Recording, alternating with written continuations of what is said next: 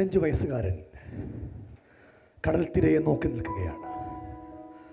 ആള് തെല്ലുമൊന്നൊഴിയട്ടെ എന്ന് ചിന്തിച്ച് ആ കടൽ തിരയെ നോക്കി തന്നെത്താൻ ഇങ്ങനെ പറയുകയാ, എൻ്റെ ജീവിതം ഒരു ശപിക്കപ്പെട്ട ജീവിതമാണ്. എൻ്റെ അമ്മയ്ക്ക് വയറ് നിറച്ച ആഹാരം ഇതുവരെ വാങ്ങിക്കൊടുക്കാൻ കഴിഞ്ഞില്ല. ഞാൻ സ്കൂളിൽ പോയിട്ട് ഏറെ ദിവസങ്ങളായി, ഫീസ് കൊടുക്കാൻ നിവർത്തിയില്ല. എൻ്റെ പ്രതീക്ഷകൾ ഞാൻ അവസാനിപ്പിക്കാൻ തുടങ്ങുക.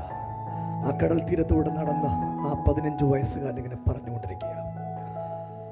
കുറച്ചു നേരം അവൻ കാത്തു നിന്ന് പടിഞ്ഞാറ് ചക്രവാളത്തിൽ സൂര്യൻ മുങ്ങി അമരാൻ തുടങ്ങുകയാണ്. ആളുകളൊക്കെ വിജനമാകാൻ തുടങ്ങി.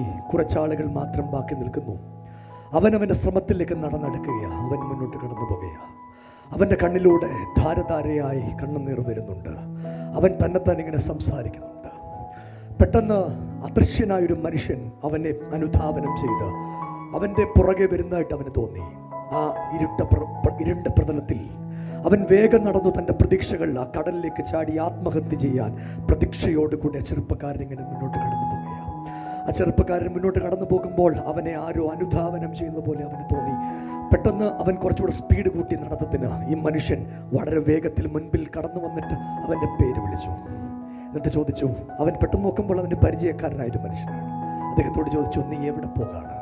അവൻ ഈ കഥകളെല്ലാം അറിയാവുന്ന ആളായോണ്ട് കഥകളെല്ലാം തുറന്നു പറഞ്ഞു. എന്നിട്ട് പറഞ്ഞു, സ്കൂളിൽ പോയിട്ട് കുറച്ച് ദിവസമായി, മരിക്കാൻ പോവാ.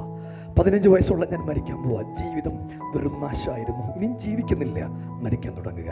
ആ മനുഷ്യൻ കീശയിലേക്ക് കൈയിട്ട് ഉള്ള പണം മുഴുവൻ കയ്യിലേക്ക് കൊടുത്തു.